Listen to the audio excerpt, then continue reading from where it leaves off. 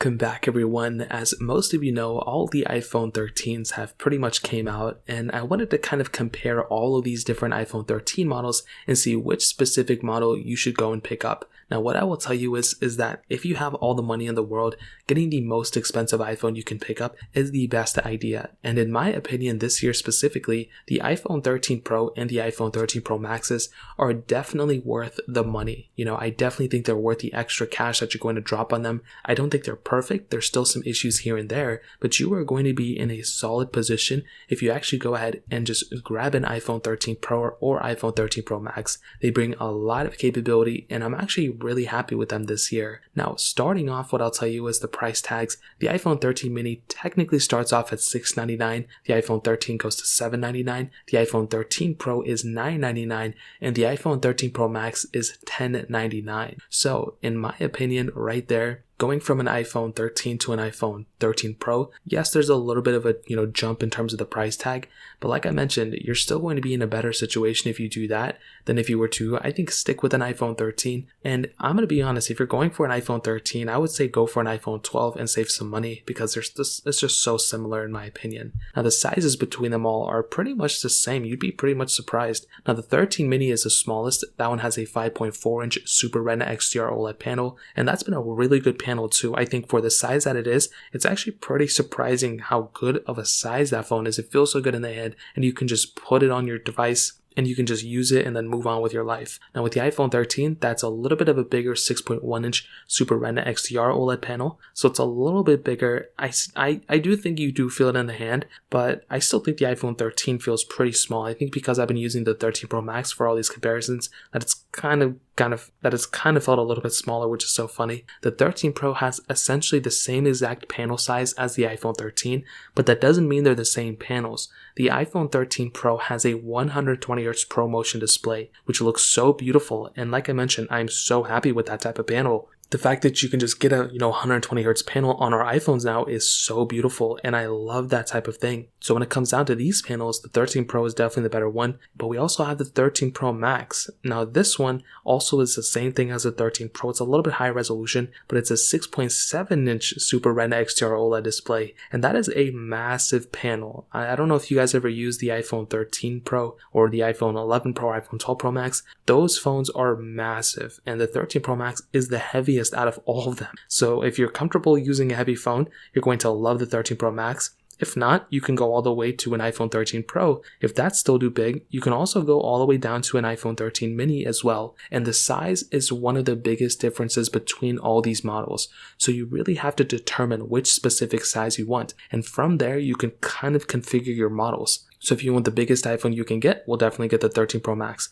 If you want something like the iPhone that's kind of in the mid-size, the 13 Pro and 13 are the better ones. And if you want a super small iPhone, the iPhone 13 mini is probably the better one for you. Now that covers it up in that standpoint. Software-wise, they're pretty much going to be getting the same exact versions of software at the exact same time. So it's not like the iPhone 13 is going to outlast the iPhone 13 Pro. That is not going to happen. So you're going to be getting the same experience on both of these devices. So keep that in mind. But a big difference between these two as well is the cameras. So theoretically, in my opinion, these cameras are more similar than not. They look a lot more different, but I will tell you, between an iPhone 13 mini, 13 and 13 Pro and 13 Pro Max, you're going to be getting somewhat different camera setups, but you're really not going to notice it like crazy in my opinion. Now here's the thing, the 13 mini and iPhone 13 have the exact same camera setup, so if you think you're going to be getting a different camera setup between the 13 mini and the 13, that is not the case. They are pretty much exactly the same type of camera layout for the most part. Now when you take it up a notch and you go to something like a 13 Pro, another thing to keep in mind is the 13 Pro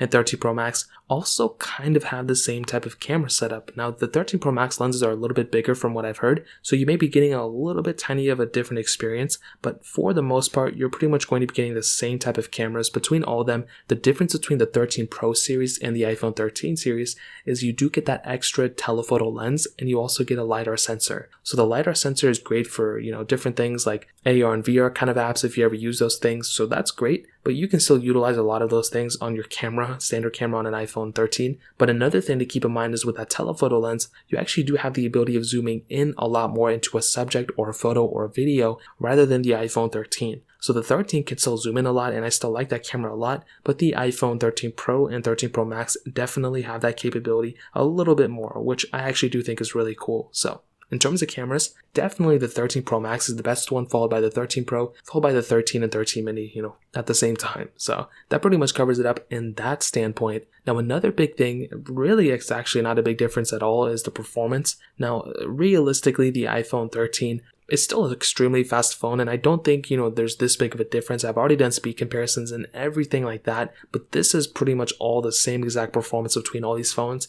Unless you're doing like something that's going to utilize all of the different types of, performance chipset inside of this thing, you're really never going to see a difference between these two. Now with the 13, they all have A15 Bionic chips, which is great. They both have 6-core CPUs, and they do have 2 performance cores, and they have 4 efficiency cores. The main difference between these two, besides the RAM, is that you do have 5-core GPUs on the Pro models, but you have 4-core GPUs on the standard models. So what does that mean? It doesn't really mean that much. I mean, if you're still doing performance heavy tasks, both are going to be fine, but I still think like if you're going to be having performance issues on the 13, you're pretty much going to be having performance issues on the iPhone 13 Pros as well, because if you're already at that level, it's going to be taking a lot of performance to even slow any of these phones down. So the other difference is with the RAM. You're getting 4 gigs of RAM on the iPhone 13s. You're getting 6 gigs of RAM on the 13 Pro and 13 Pro Max. So you're definitely getting a little bit of a better, RAM management device and a better performing device overall on the 13 Pros and 13 Pro Maxes.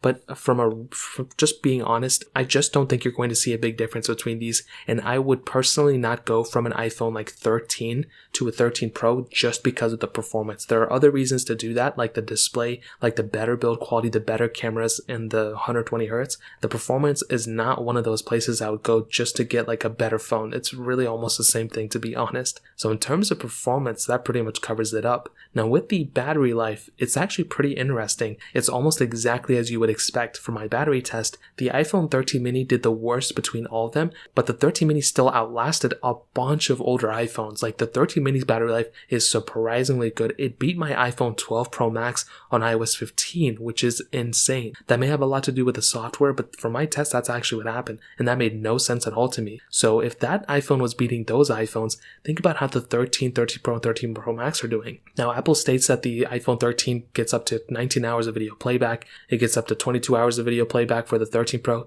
and the 13 Pro Max gets up to 28 hours of video playback. And that's pretty much how my test went. The iPhone 13 mini did the last of the 13 series, followed by the iPhone 13, followed by the iPhone 13 Pro, followed by the iPhone 13 Pro Max. So if you need the most amount of battery life, getting the 13 Pro Max is the better way to go. If you're kind of in the middle and you don't care about having the best battery life, the 13 or 13 Pro are definitely going to be good for you, but I would probably recommend getting the 13 Pro when it comes down to it. So in terms of that covers it up here. And to kind of sum up this whole entire comparison, what I will tell you is that I definitely do think the Pro models this year are actually pretty much worth it. I usually don't say, they're worth the money every single time, but I think this year specifically, they did a great job. You have things like ProMotion, you have things like so many other things that I've already talked about in this video, and I think I would rather pick up something like a 13 Pro this year than an iPhone 13, and I do think the 13 Pro is the best iPhone you could pick up as of now forever, in my opinion. Now, if you're on a budget, getting the iPhone 13 I think is great. I have no problems with the iPhone 13 as well, but I do think when it comes down to pretty much all these other devices,